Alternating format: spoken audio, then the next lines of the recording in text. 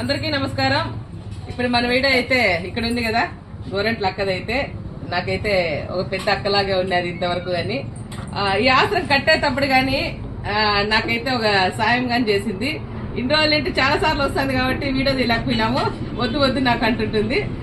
కడుతుండేటప్పుడు ఏమైనా డబ్బులు ఏమైనా అవసరం ఏం పాప, నా దగ్గర 1 లక్ష రూపాయలు ఉన్నాయి, తీసుకొని పోమా అని చెప్పి అక్కగాని నాకు సాయం చేసింది. మళ్ళీ తిరిగి నేను ఇవ్వడం జరిగింది. ఎంత పెద్ద మనసుతో పిలిచి ఇచ్చిందంటే ఆమె మనసు, గొప్ప మనసుకి ఆమెకు ధన్యవాదాలు అయితే తెలుపుతున్నా. వీడియో తీసే అవకాశం కానీ ఈ రోజు వచ్చింది. అలాగే ఈ రోజు అయితే వాళ్ళ అమ్మ నాన్న జ్ఞాపకాలతో టిఫిన్ ఏర్పాటు చేసింది. ఎప్పుడో 2-3 నెలలకు ఒకసారైనా టిఫిన్ భోజనం ఏదో ఒకటి ఏర్పాటు చేస్తుంటుంది. నేను మర్చిపోయినా నాకు మర్చిపోకుండా నన్ను గుర్తు చేస్తాంటుంది. ఏం చేస్తున్నావు, ఎక్కడ ఉన్నావు, నీ వీడియో చూస్తే చాలా బాగుంది, ఇవన్నీ చెప్తా ఉంటుంది అనమాట.